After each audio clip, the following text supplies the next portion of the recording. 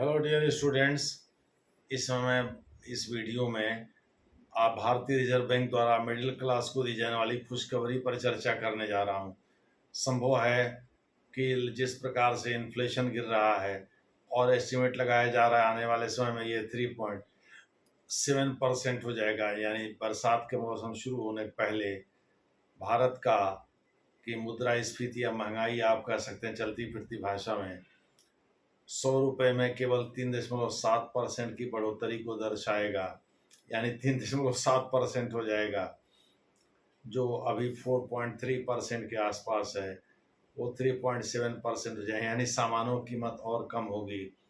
तो जाहिर है भारतीय रिजर्व बैंक के जो 6 मेंबर कमेटी है, फ्रेमिंग कमेटी है, जिसे नरेंद्र मोदी सरकार ने वर्ष 2015 में डिजाइन किया था, वह निश्चित रूप से ये कहेगी कि भाई जब मुद्रास्फीति महंगाई दर में कमी हो रही है तो ऐसी दशा में रेपो रेट भी कम होना चाहिए। तो संभव है आरबीआई रेपो रेट कम कर दे, इस साल नहीं तो अगले साल के शुरुआत में जरूर कम करेगी, ऐसा अनुमान लगाया जा रहा है। दूसरे शब्दों में भारतीय रिजर्व बैंक के रेपो रेट कम करने से यानी रीपर्चेज ऑप्शन कम करने से बहुत सारे फायदे होंगे। जैसे भारत में जो मिडिल क्लास है वही कार खरीदता है, लोअर क्लास तो कार खरीदता नहीं है। मिडिल क्लास है वही शहरों की ओर पलायन करता है, वही मकान खरीदता है। इन सब पे लोन में कटौती हो जाएगी, यानी उसका इंटरेस्ट रेट काफ़ी नीचे आ जाएगा। महीने में अच्छी खासी बचत होगी जिससे वो उपभोग पर या अन्य वस्तुओं पर खर्च कर पाएगा। सरकार कान घुमा के इधर से पकड़े चाहे उधर से पकड़े, सरकार को तो टैक्स मिल ही जाता है, चाहे इनडायरेक्ट टैक्स मिले चाहे डायरेक्ट टैक्स मिले, सरकार को तो लाभ हो ही जाता है। इस प्रकार से मोटे तौर पर, लेकिन बाजार में पैसा तो रहना चाहिए, लोगों के पॉकेट में पैसा रहना चाहिए। रेपो रेट कम करने से लोगों के पॉकेट में पैसा आएगा और लोग फर्दर बाजार में जाएंगे और उस पर खर्च करेंगे। रीपर्चेज ऑप्शन के बारे में भी हम थोड़ा सा बता दें। रीपर्चेज ऑप्शन होता है क्या है? दरअसल बैंक जब आरबीआई से कर्ज लेते हैं, भाई मान लीजिए आप एक बैंक हैं, आप आरबीआई के पास कर्जे के लिए जाते हैं, आरबीआई पूछेगा ना भाई तुम अपना पैसा जो लोग जनता का डिपॉजिट किए थे वो सब क्या किए, तो बैंक आरबीआई के गवर्नर को या डिप्टी गवर्नर को संतुष्ट करेगा ना कि भाई ऐसा इस पैसे के बदले में हमने ये चीज़ें गिरवी रखी थी, हमने इसको लोन में बांट दिया और ये चीज़ें गिरवी रखी थी प्राइमरी या सब प्राइमरी सिक्योरिटी के रूप में। जैसे भी वो अपना आरबीआई को सौंपेगा तो आरबीआई कहेगा ठीक है तो यही हमारे पास गिरवी रख दो और हम तुमको इतना पैसा XYZ के रूप में एडवांस कर देते हैं, दूसरे शब्दों में कर्जा दे देते हैं। इसी को रीपर्चेज ऑप्शन कहते हैं। बैंक ये वादा करता है कि भाई दोबारा हम इस सिक्योरिटी को खरीद लेंगे और जितना पैसा आपसे कर्ज लिए हैं उसको फिर से वापस कर देंगे। इसीलिए बैंक से आरबीआई कहता है देखो कर्जा तभी वापस कर पाओगे जब तुम ज़्यादा से ज़्यादा लोगों को मोबिलाइज करोगे डिपॉजिट करने के लिए, यानी अपने ग्राहकों की संख्या बेहतर करोगे। और वो तभी संभव जब ग्राहक सेवा बेहतर होगी, तभी ज़्यादा से ज़्यादा ग्राहक अट्रैक्ट होंगे और तुम्हारे पास पैसा जमा करेंगे। एक्चुअली बैंक के पास 5 लाख रुपए तक की सिक्योरिटी होती है, यानी अगर आपने 5 करोड़ रुपये रख दिया बैंक में और मान लीजिए कल को बैंक लूट गया है, दिवालिया हो गया, तो ऐसी दशा में भी आरबीआई 5 ही लाख रुपए तक की गारंटी लेती है वापसी की। तो अगर आपके पास पासबुक वगैरह है यानी रिकॉर्ड है तो 5 लाख रुपए तो आपको वापस मिल जाएंगे, उसके ऊपर की गारंटी नहीं होती है। तो इस प्रकार से सरकारी बैंक खुद ही वापस कर देते हैं, लोगों को पैसा वापस करना शुरू कर देते हैं। सब लोग पैसा निकालने लगेंगे तो बैंक के पास रही क्या जाएगा? इस दशा में बैंक दिवालिया हो जाएगा।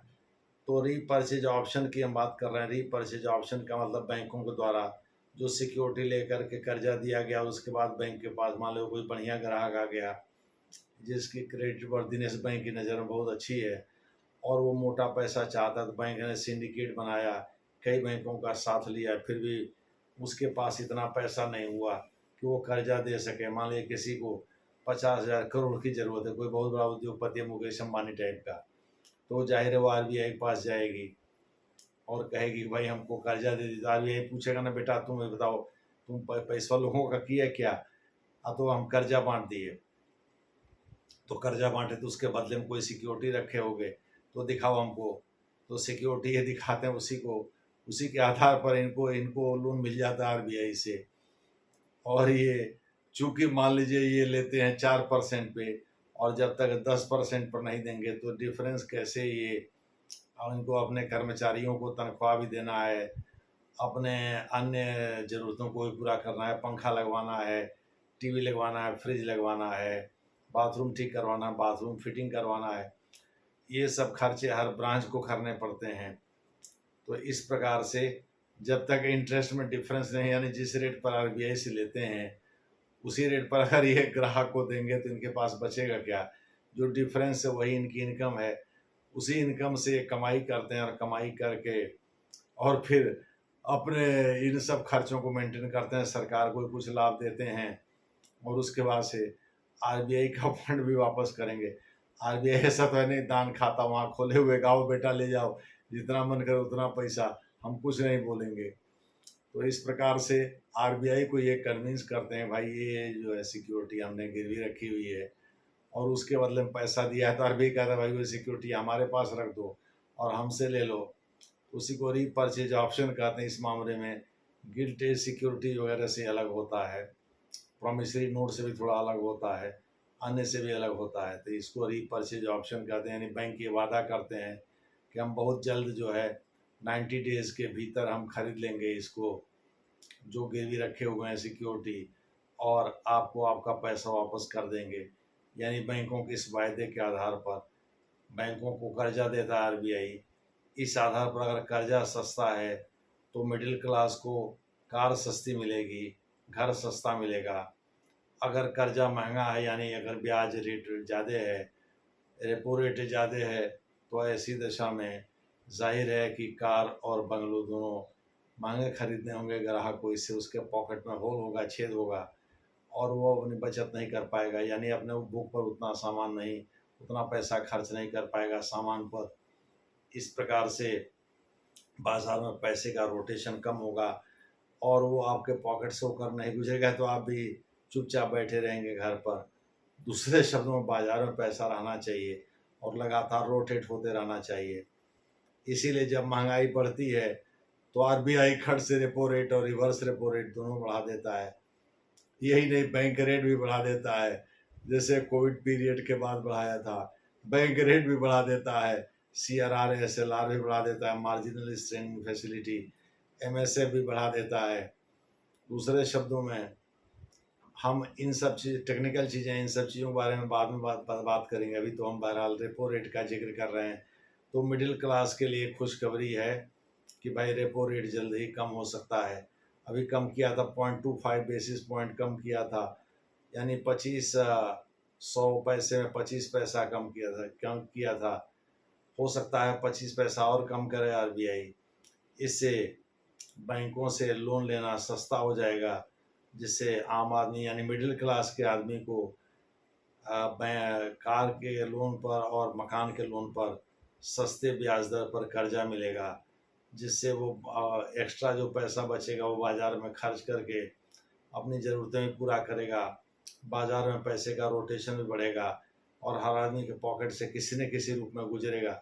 मान लीजिए आपके पास पैसा एक्स्ट्रा है तो आप घर का काम कराएंगे, आप मजदूर को ही देंगे, उसकी अनमेट डिमांड डिजायर्स हैं, वही बाज़ार में जाएगा, जाके चीज़ों को खरीदेगा।